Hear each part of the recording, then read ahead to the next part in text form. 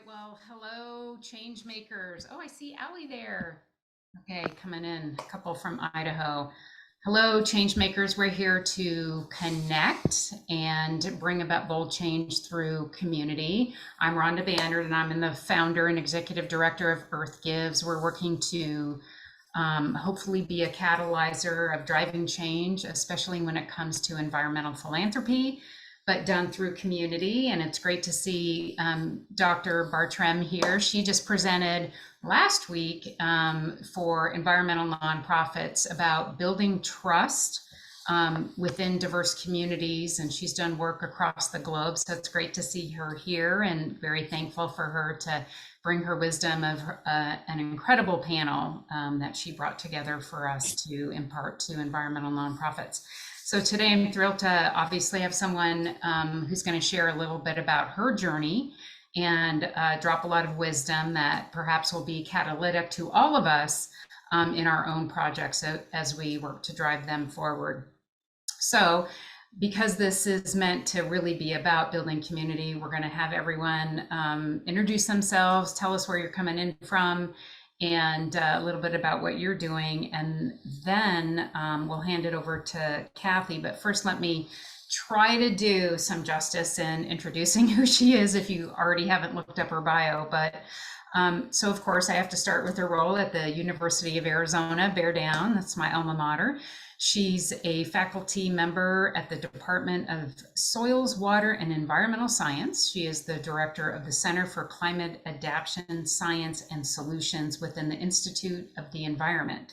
She was the director of the National Climate Assessment and the lead advisor on water science and policy climate adaptation within the Office of Science and Technology Policy for the White House. There's a lot in there. So prior to that, Kathy was executive director of the Arizona Water Institute and has 20 plus years as a water manager for the Arizona Department of Water Services. I could go on, but we'd be here all day just talking about her history and her impact. And enough about that. And Kathy, please feel free to correct me, to add to whatever else that you feel is appropriate based on that introduction. But now let's hear a little bit from who is joining us today. So Casey, since kind of you've been to this rodeo a little bit before, why don't you introduce yourself and where you're coming from and what you're up to?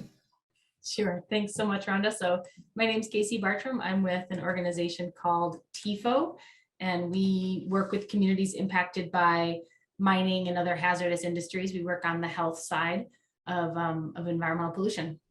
And we have projects all over the world, some here in the US with some Native American tribes, and some right now in Central Asia specifically we're working.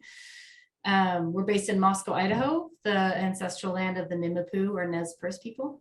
And I'm really thrilled to join you all today. Rhonda has told me a lot about this group, and I'm really impressed with what Earth Gives is doing with all of their efforts. And so it's an honor to be with you all.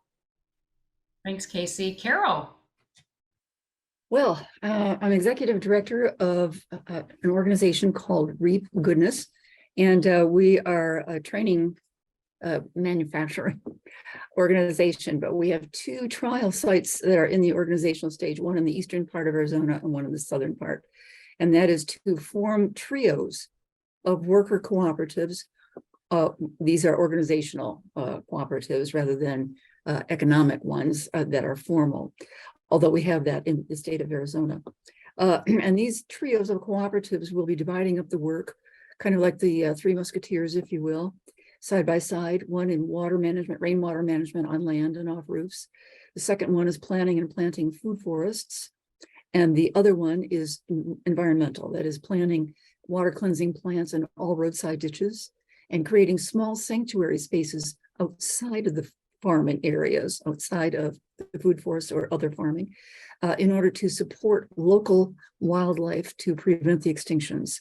This has never been done before. So it's the agreements to work together or separately as needed in a particular area that we're going to do with universities. We're now a member of the Planetary Health Alliance at Harvard, and that is 140 international universities, select nonprofits, and government entities. And they expect us to work together to get this done. And they will create the training finally, and that will go into elementary schools about age 11, where the children are now forming, they're in their peer focus groups, and they can do this and do it outside their schools and their homes and their communities.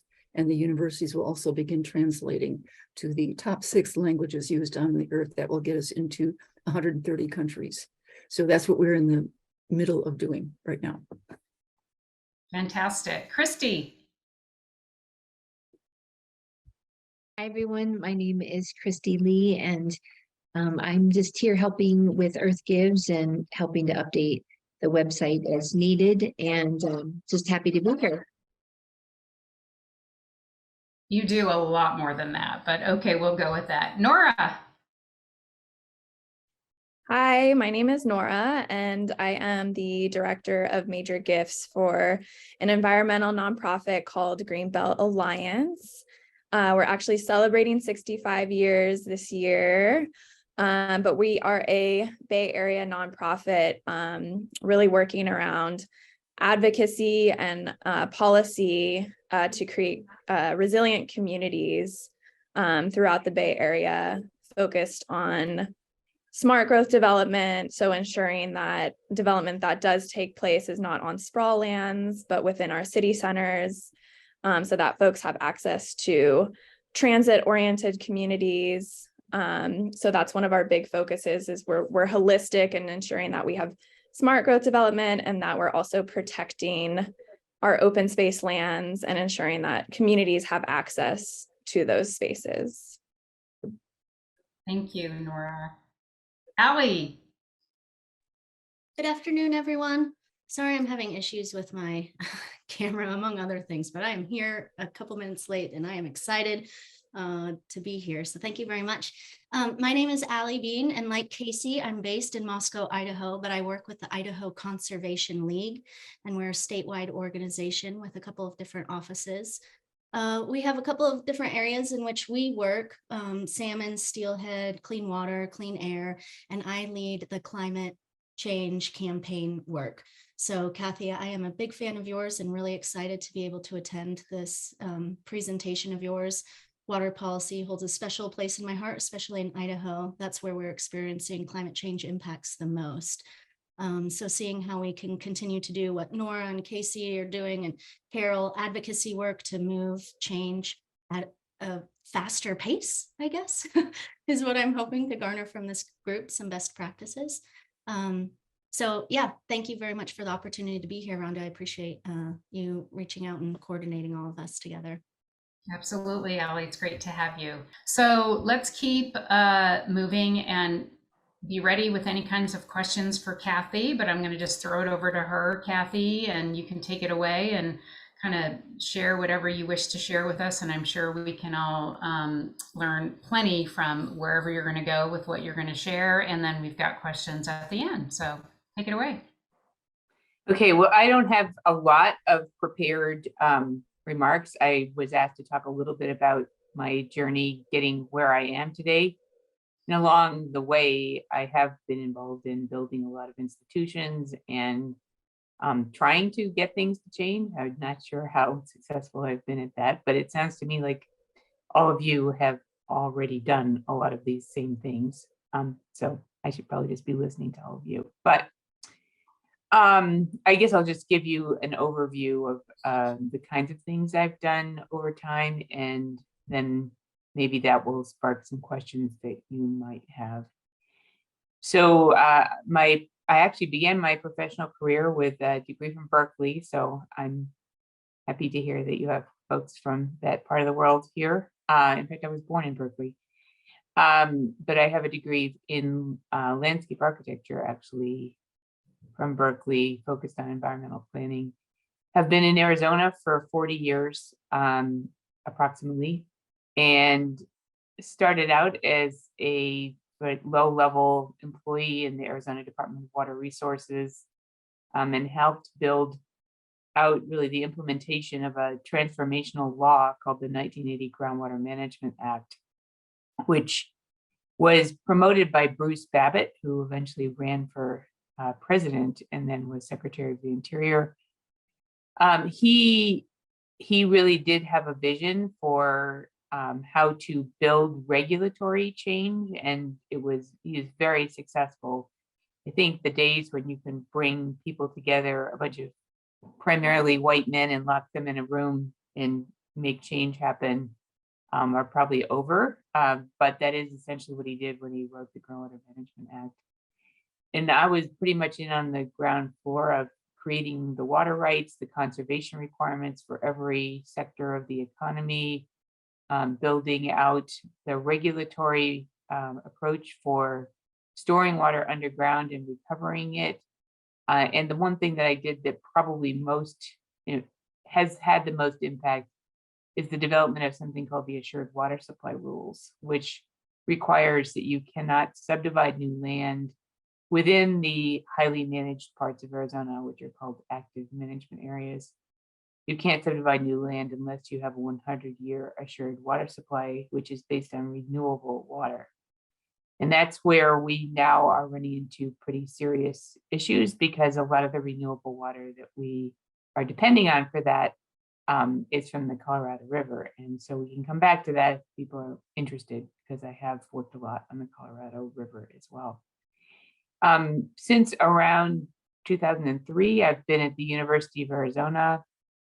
I basically left the Department of Water Resources because though it started out as a fabulous job and incredibly gave me a lot of capacity to be creative, it became incredibly bureaucratic and awful after a while, and I pretty much had to get out of there. Fortunately, the university offered me a faculty position at that point, which was pretty amazing. And I've been at the university ever since.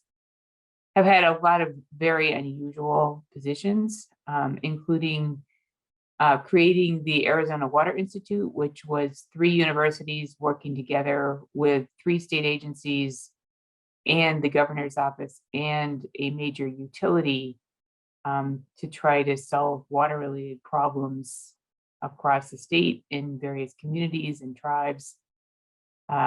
Just basically using the capacity at the universities to try to solve problems and really help university people understand what reality looks like and how to engage in meaningful ways with the public and with decision makers.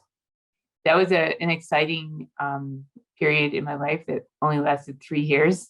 That also met a somewhat ill-fated end, but it was good news for me because that is the point at which I ended up going to work in the White House to run the U.S. National Climate Assessment and help with water policy, adaptation policy, and also essentially governance issues related to 13 federal agencies who are part of the U.S. Global Change Research Program. Since I have been back in Tucson, which is 2014, I've been running something called the Center for Climate Adaptation Science and Solutions, which is really focused on translating scientific information for decision makers, helping escalate the pace of adaptation, helping people understand impacts of climate change and so forth.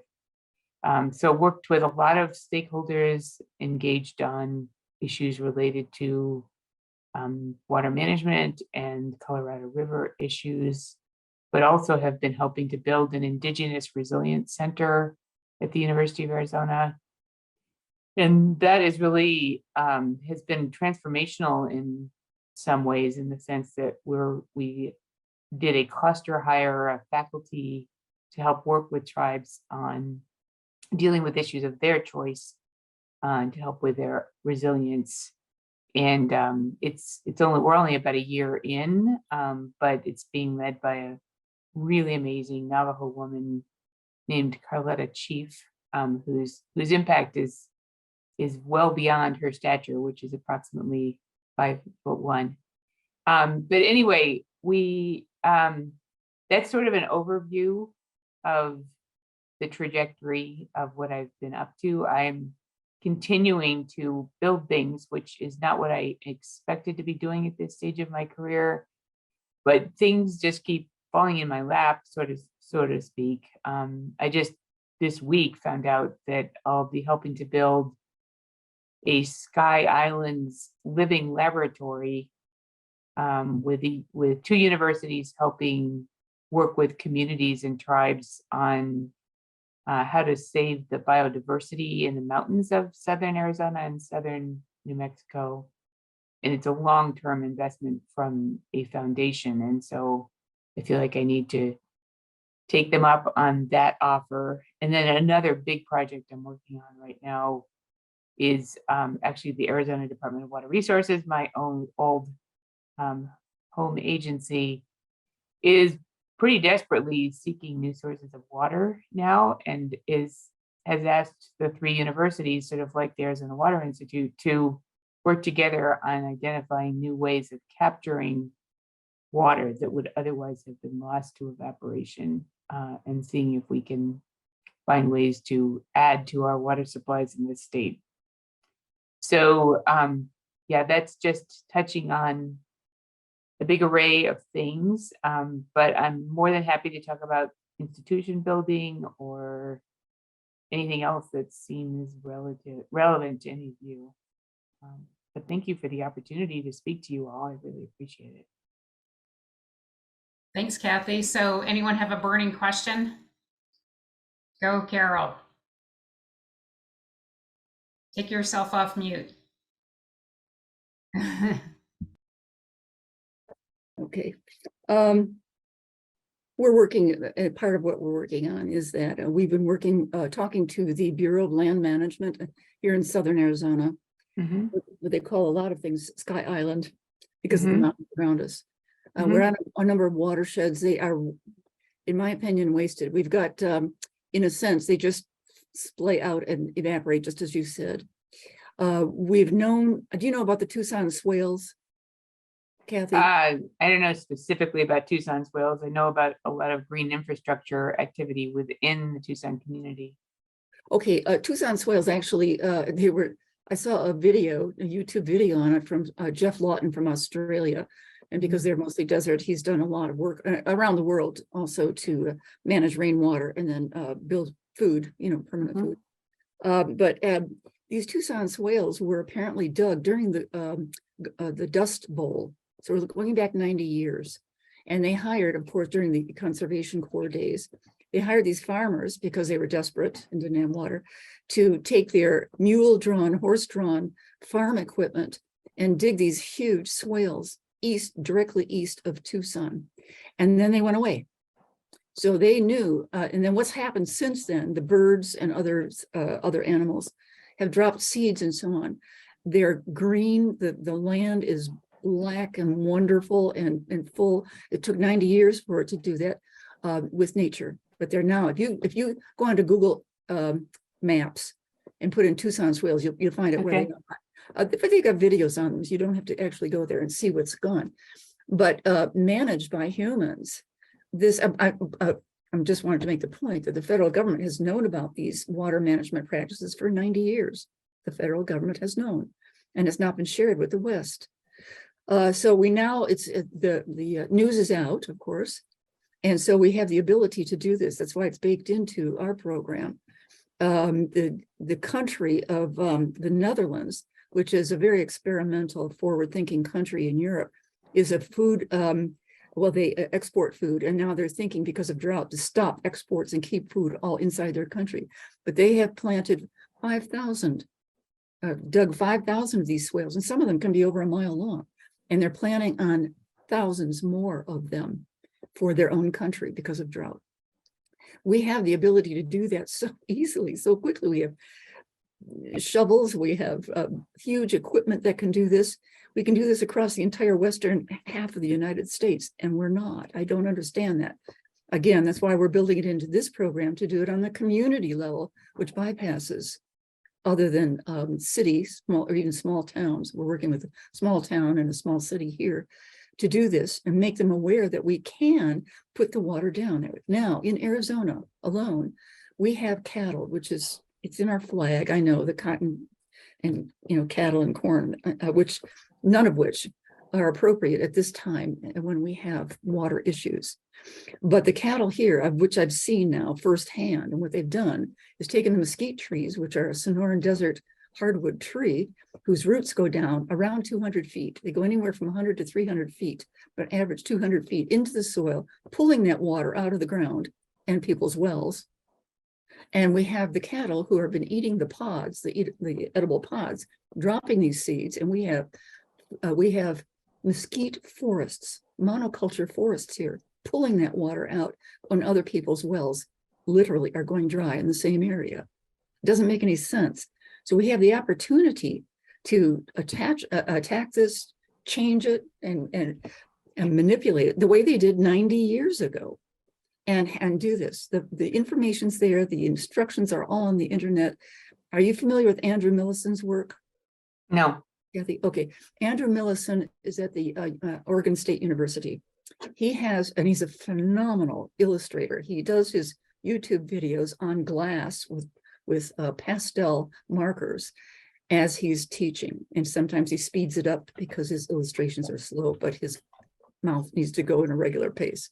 But he has over 200 instructional videos. We don't have to redo this. The instructions are there. Then there's a Canadian permaculture legacy on private land. He's an engineer who does those. And he's Canadian. He's very nice. He's doing a second series on YouTube for families with children, because he has that. And another Canadian, Stefan Subkowiak, has taken monoculture apple groves and turning them into agriculture, agroforestry, I should say. Carol, if I might offer up a question, because what you're making me think for me to ask of Kathy, what prevents us from affecting these change if there's already lessons and the opportunity that we've learned before, as Carol's mentioning? What in your bureaucratic side and your government side and your university side have you seen that creates those disconnections and the inability for us to actually affect change on a faster and relevant level?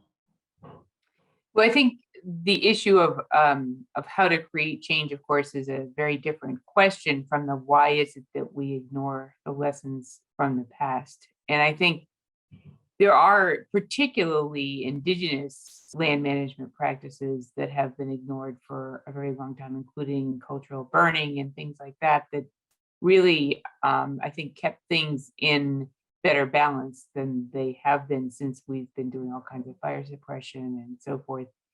I think part of it is just arrogance. I'm not really certain what the rest of it is, but I think there's always this impression that more technology is better, and machines are better than simpler approaches and so forth. It's not. I don't think there's any one answer to why we ignore information that we have available from past history. That being said, sorry, there's a little interruption here. I'm giving a presentation. The garbage is being collected. So as far as why aren't we doing more of these things that make sense? I mean, honestly, make sense to whom and for what? If it's for biodiversity, that's one thing. If it's for building soils, it's another. If you're trying to recharge the aquifer, it's a third. And honestly, we've been doing enormous aquifer recharge projects in the Tucson region since 1995 or so. So we do have giant swales in the form of recharge facilities in the Avar Valley that are recharging enormous amounts of water.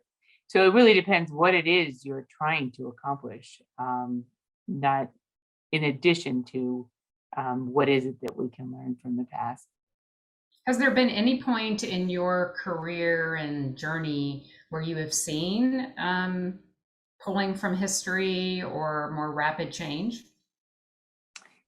Well, certainly rapid change. I mean, that's happening, whenever there's essentially an emergency, there's more urgency and more angst about getting things done. And so, for example, all the focus on the Colorado River right now, I consider, it to be an emergency that really provides an opportunity because we've got focus and potential for investment and things like that, that really helps escalate the pace of change, I think, when people perceive that there's real urgency.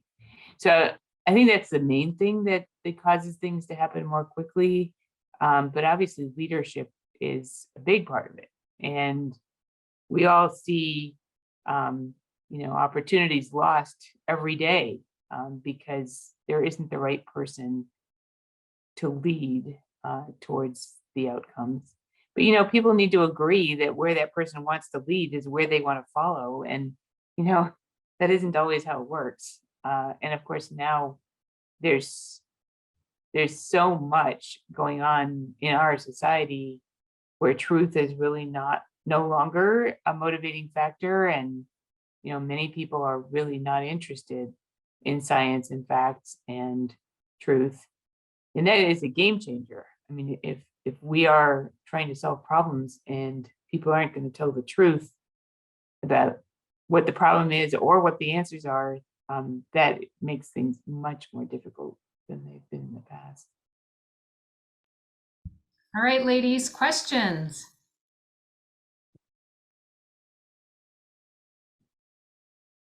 Or is there something you just learned that you want to go ahead, Christy? Carol, with the swells that you were talking about, what would it take for us to just generate that within our community rather than waiting for state or federal to help us do that? What's the cost of doing that? Financial cost? It's actually very little if we're working locally with people who focus on the sharing economies, number one. We have lots of information about that too, as well as working with small municipalities. They're desperate. That's what I'm finding in interviewing them. And the people, to meet the needs of the people, food and so on. And we think about also supply chains, large scale supply chains that could be cut off.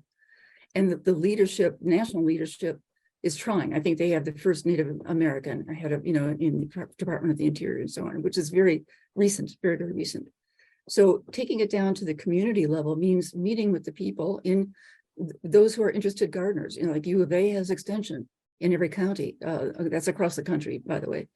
So we can work, and we are working with them in 2 counties to be able to pull people together. And sometimes people, we know, well, now I'm living in the rural area for the first time in my life, to understand how far people have to travel to get to services or just to get together with each other. And they do, they just do. And because we are a communal kind of animal, if you will. And so putting them together and saying, share what you have. If you have shovels and you can share one with another, let's do it. Let's do it shoulder to shoulder. There's no cost. Yeah. On the other hand, I think it's important to know that it doesn't solve many problems. In other words, it does have some solutions for some problems, but honestly, it doesn't help with water supply for the city of Tucson to put surface swales in the capture water that gets used by vegetation. It might, enhance soils, it might enhance habitat, but it probably would not enhance water supply because it's 300 feet above the water table in most parts of town, et cetera. So it's a site-specific solution that has benefits that are undoubtedly well documented, but it's not a panacea, and it's not going to solve, if it stops raining, then it doesn't help to have water catchments. And that's one of our problems is, it's so much hotter now that the water is all evaporating rather than going, being recharged into the aquifer.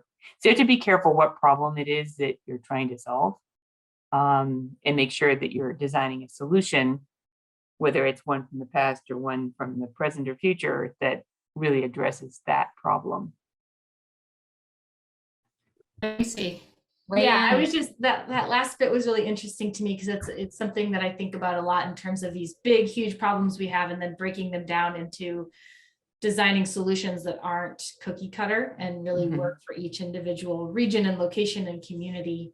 And one of the I guess it would be interesting to hear a little bit on your experience there, and if you can maybe just come up with an example. I know it's kind of a broad topic, but maybe if you have an example in that realm, that would be really interesting for me. Sure. We're just finishing up a project right now where we're assessing the effectiveness of nature-based solutions or green infrastructure for coastal climate adaptation all the way around the coast of the United States, including Alaska and the Pacific Islands. And the reason we're doing that is my impression, which I think is pretty well documented, that we don't have any way of sort of collectively learning from the adaptation actions that are being taken across the United States or the globe or anywhere else. There's no sort of standardized procedure for monitoring and recording the effectiveness of different approaches in different contexts for different communities, and then being able to share that information in a meaningful way with places that are similar in some way. And that the effort to do this actually stems from running the National Climate Assessment, when I felt that, you know, the more we engage with practitioners and people on the ground, not only were they more engaged in the whole idea of understanding climate change and climate change science, but there was a lot to learn from those people on the ground about their special circumstances and what they've learned over time. That whole process of engagement around learning about adaptation has really gone nowhere in the 12 years since I've left, which is very discouraging. But I've been working with colleagues on trying to build a system where people do that kind of documentation and sharing. And so this is a pilot, this green infrastructure assessment. And we've found, for example, that where there is a lot of energy in the coast, meaning lots of storm energy, wave energy, wind energy, erosion, it's much harder to maintain nature-based solutions than it might be in other locations. And of course, there's sort of shareable knowledge about the fact that sea level rise is happening more quickly than the rate of accretion of marshes. And so the marshes can't actually migrate inland fast enough to keep pace with sea level rise.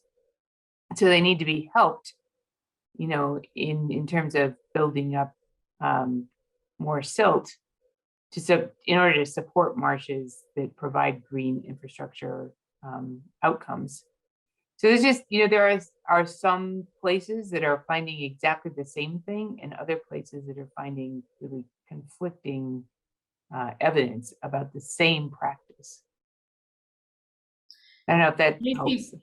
Yeah, that was fascinating, because you just think of ecosystems generically, people and all those things. So that's where my head was going. But before, Casey, if you want to follow up, and certainly between you and Allie, speaking of things particular to Idaho, would welcome that. But Saskia, since you're joining us from way away, why don't you introduce yourself? Tell us a little bit about who you are, where you're coming from, and what you spend your time doing.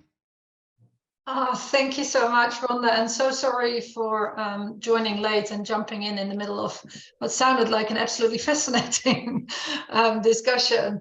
So I'm calling in from Aotearoa, New Zealand, and yeah, what I spend my time doing is trying to inspire really to people to collaborate around creating solutions towards a thriving future.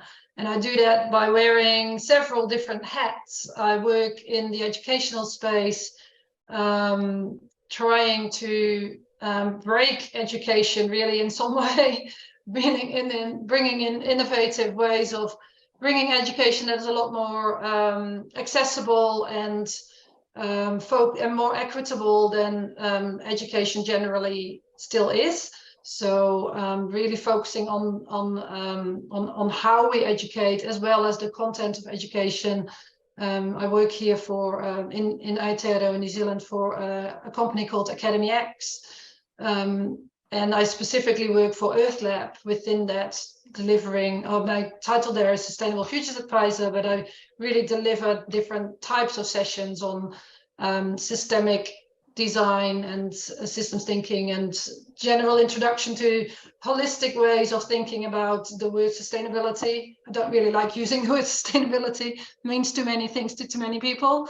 But I'm also director of impact for a small consultancy, trying to help those people that have been educated and are incredibly passionate and very capable of driving change to also open up the minds of executives and boards to let those people make those changes and bring the businesses and community groups and everything to the future that we actually need. And I also run a global virtual not-for-profit called Match for Action, where through our main initiative called Crowd Doing, we try and get volunteers to help close social innovation gaps towards that thriving future for all that we can definitely imagine, but we know that there's heaps of work to do to actually get there.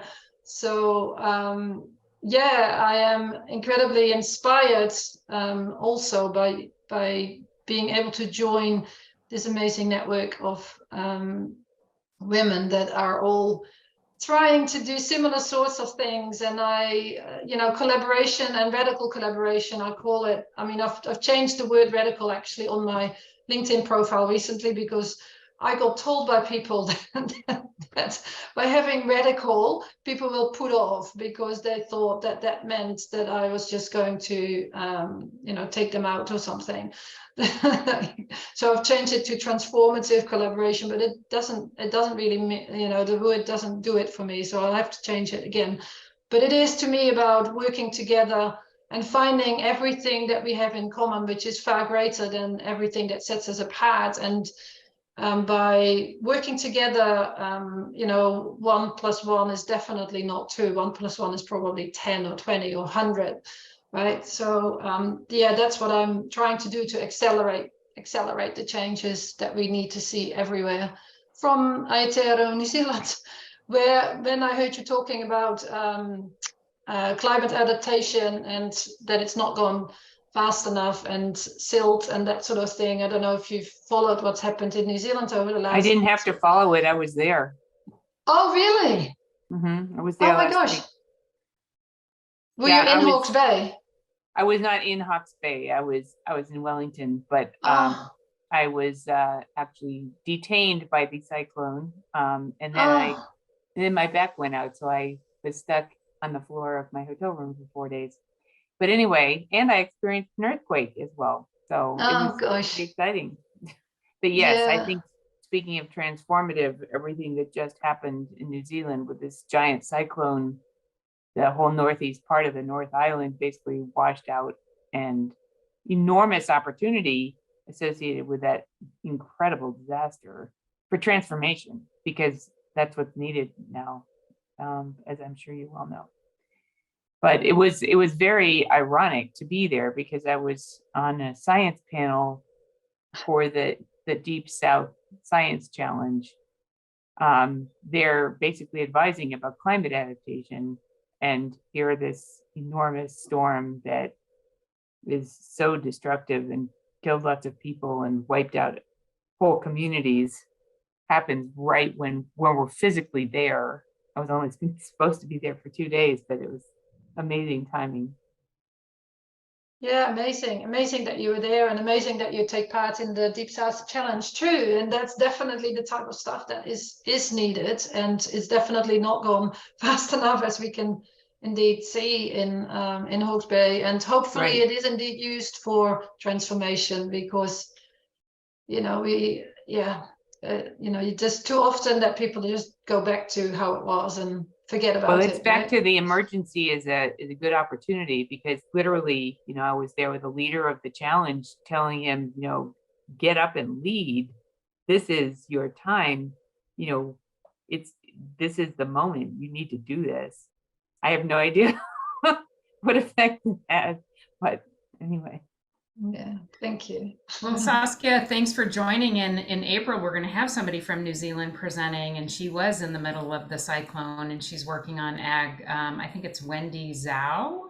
So yeah. So anyway, lots of relevant conversation. Allie, Nora, what other questions might you have for Kathy while we have her? I was curious, we have all of these storms in California right now. And so you sometimes think, oh, we're going to come out of a drought, but that's never the case. And drought continues. But, I've heard a lot of it. You were mentioning bureaucracy and infrastructure, right? So I know a lot of that comes from water rights and bureaucracy in the state, specifically in California, and regulations around water management. And I'm just curious, what your thoughts were on, recharging groundwater through stormwater, and, if there's ever an end in sight when we have storms, or if it really is sort of like around this bureaucracy that's taking place and that's what needs to change. And just sort of your ideas on that.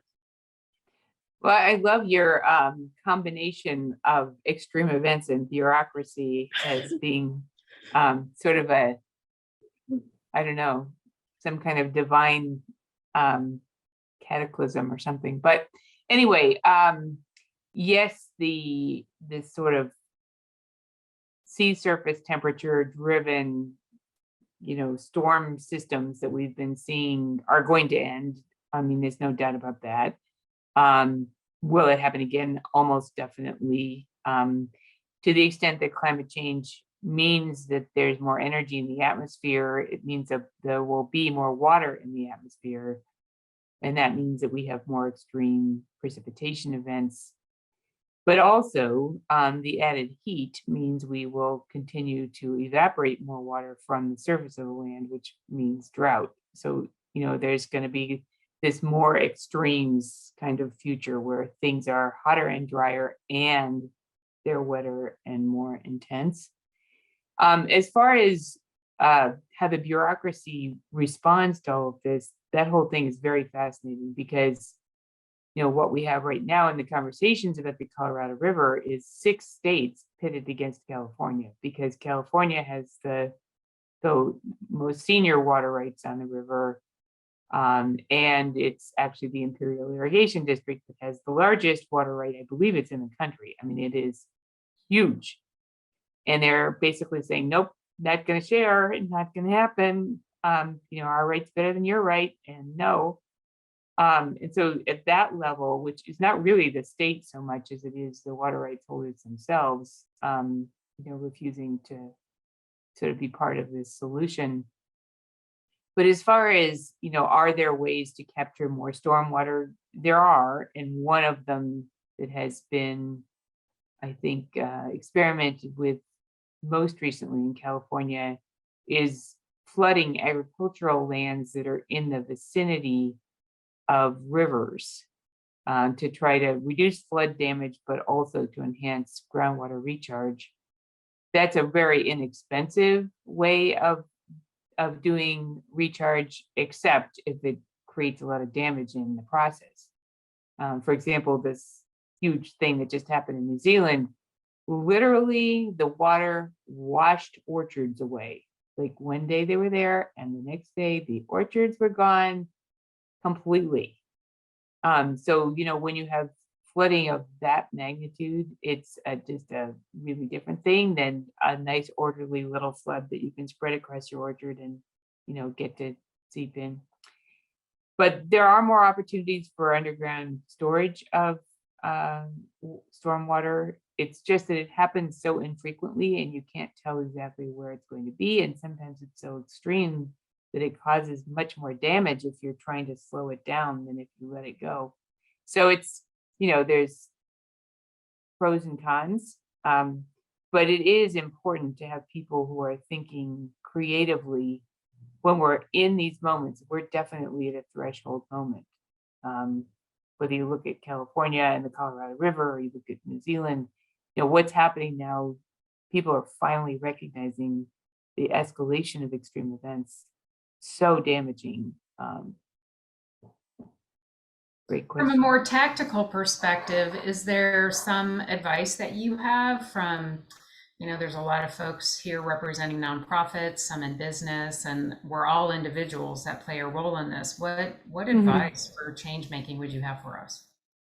Well, some of it's kind of maybe a boring answer, but federal agencies in particular often have opportunities for commenting on proposed new regulations or opportunities to provide input, and they are actually required to pay attention to that input and to respond to it.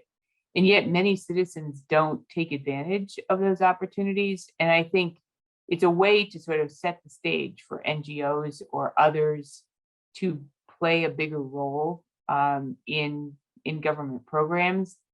Obviously, there are also lots of advisory committees and ways, a lot of things the government does sort of get ignored by citizens, and sort of taking advantage of those things that I think can make a big difference. But in terms of, I guess, my own perspective on creating change, it's two things. One of them is, sort of aggregating your impact through networks. Obviously, that's what you're doing right here. You're connecting to a lot of people who have a lot of power in a lot of networks. And, if you were to agree on trying to get messages out around specific solutions, that could be quite effective. And the other is essentially being brave and outspoken. It doesn't always make you popular. And there, I mentioned two different instances where I've had some pretty serious bumps in my career, and it's partly because I've been so highly motivated and so outspoken that, sometimes that just doesn't work, especially in a bureaucracy. So you have to temper it, of course, but being willing to take the consequences of, because you're so committed to what it is that you're trying to accomplish is important. But listening is too, of course. I mean, it doesn't work out at all to be a leader if you're not listening. Hey, Allie, as you're trying to advance, a climate change initiative in a state that's not as welcoming, I guess, to that, do you have questions for Kathy that might help you advance what you're working on? Yeah, thank you for summarizing my thought process so well. It is very difficult, even giving folks the facts or having the climate science data doesn't necessarily equate to a change in decision. So Absolutely. that leads me to inquiring a little bit more. I know that you've worked quite a bit in adaptive management. You must have within your work on the Colorado River, finding ways to navigate, in Southern Idaho, we have a pretty huge issue between our groundwater users and our surface water users. And based on rights that were based on not correct projected water flows, right? Like the Colorado as well. And they were able to create an adaptive management plan that worked for them. But now, given climate change and more rain on snow events and earlier runoff and such, there's just a lot more controversy. And so I was wondering if you could speak to some of your adaptive management within the Colorado River or something along those lines. As you're saying, we're on advisory commissions. We just came out with a statewide climate report. Yep. From the University of Idaho, the McClure Center for Public Policy. So it's a bipartisan, something that everyone can look to, but we can't even get that on the House floor. We're not even able to present it to our legislators. So anything that you can speak to along those lines. And just like Casey had said before, I know it's a big question and it's probably not a one-shot solution, but I feel like adaptive management might be a way that NGOs can help, as you were saying, with some of these resources that agencies have, that we can then bridge the gap between the individuals who have the need and the resources that are available, that maybe they're not finding each other or they don't have the resources to connect the two. So your thoughts on that, Kathy, I'd appreciate. Sure. Well, adaptive management means different things to different people. For some people, you have an agreed upon goal, and then you adjust the practices based on sort of resource availability on an annual basis or whatever. Adaptive management has, in some ways, gotten a bad name because I think there hasn't always been the quality of monitoring that's required or the quality of governance that's required to make these things work. I think the most important thing in terms of trying to get people to overcome conflict is figure out what it is that they have in common, if anything. If they care about the future of their community, they want to, be able to have ranching and farming go on into the future with future generations, finding ways for these people to share at least some foundation of fact and interest helps a lot with overcoming conflict.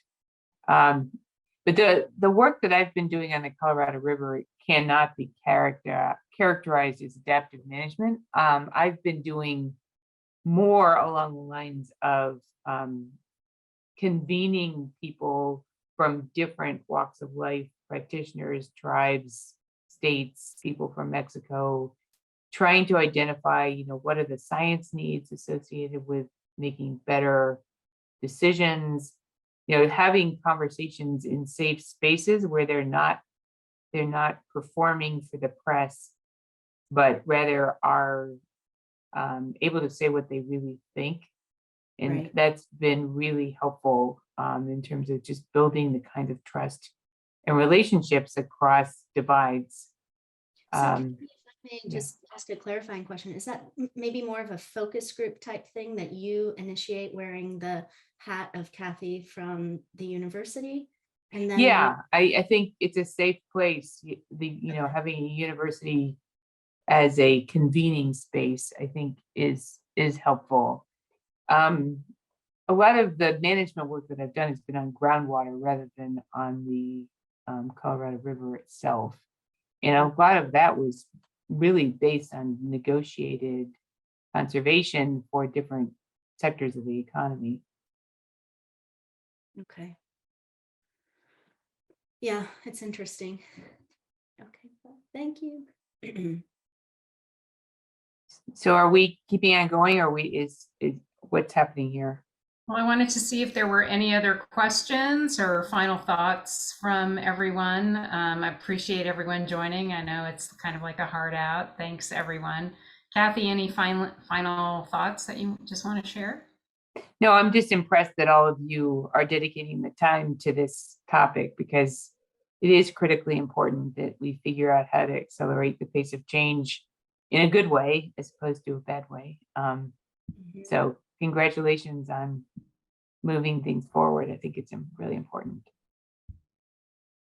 Okay, well, I'm going to work in a little bit about you and what you're all about. So I just want to make sure and give you a big shout out and thank you for your time, because I know your days are full up and we really appreciate what you're doing. So thanks for all of that on our behalf, and appreciate your thoughts. And next month, I think we're going to be coming in with some of my shared wisdom and what I'm learning at South by Southwest on the climate track. And I know the U of A innovation folks are going to be there. So I look forward to checking out them, and who knows who else I can learn from and have appear next month as our guest on this very kind of program. So we appreciate your time, Kathy, and all that you do for us again. And thanks, Nora and Allie and Christy and whoever else that individual is. It's great to have you, and